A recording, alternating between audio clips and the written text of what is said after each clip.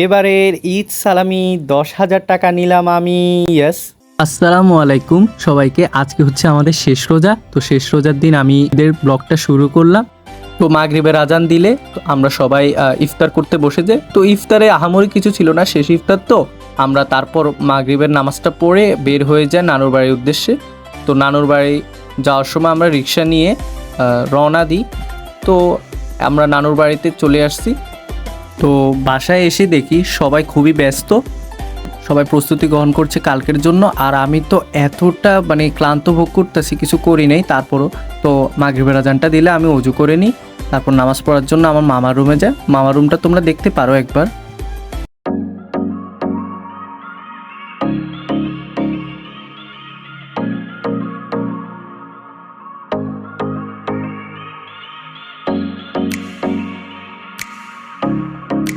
সব রুমের থেকে আমার মামার রুমটাই বেশি সুন্দর বলা যেতে পারে।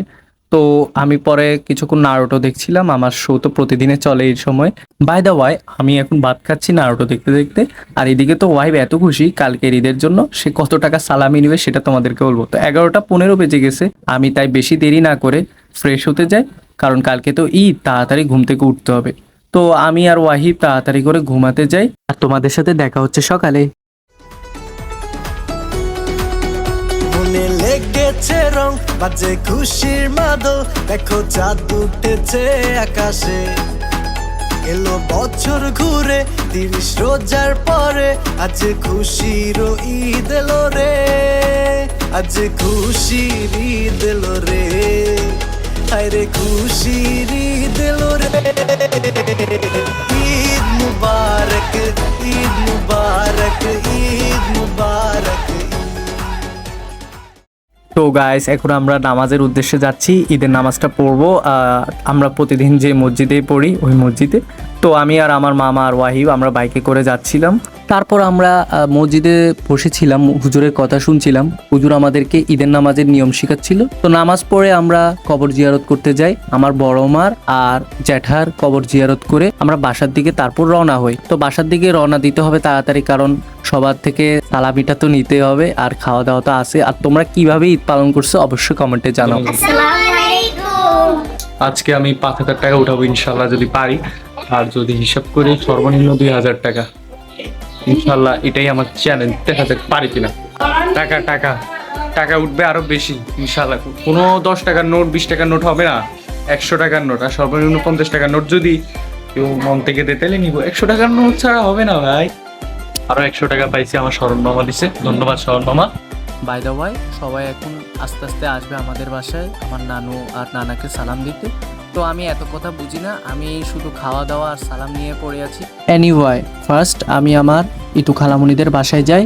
তো ওরা অনেক কিছু রান্না করছে, কিন্তু আমি এত খেতে চাই না, আমি শুধু ফুডিংটা খাই। আর ওয়াহিব তো খুবই চিন্তিত সালামিটা নিয়ে। তারপর আমাকে আপু 50 টাকা দেয়, আর ওয়াহিবকেও 50 টাকা দেয়। এবং আমি যখন বাইর হয়ে আমার আরেক আপু আমাকে 100 টাকা দেয়। আরো 200 টাকা দিছে মামা, উঠতেছে আস্তে আস্তে টাকা। তারপর আমি আর নিক্সন মামা মিলে তোরাগ মামার বাসায় যাই। তো আমাকে আপু 50 টাকা দেয়। তারপর আমি আর নিক্সন মামা রাজু মামাদের বাসায় গিয়ে জিতু ভাইয়াকে উঠে, কিন্তু উনি উঠে না, ঈদের দিন ঘুমাইতেছে। অ্যান্ড আমাকে নানু 50 টাকা দেয়। তো যাওয়ার সময় এখানে আমি ফেনা ফুল দেখি, অনেক সুন্দর লাগতেছিল। অ্যাট লাস্ট আমরা সবাই জসিম মামাদের বাসায় যাই। তো পিচ্ছিগুলো সব আমার মামার কাছে সালামি চাইতেছিল।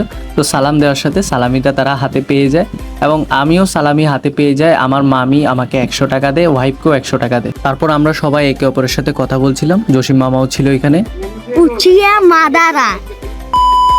তারপর বাসায় এসে দেখি আমার পিনো কালামুনিরা হাজির।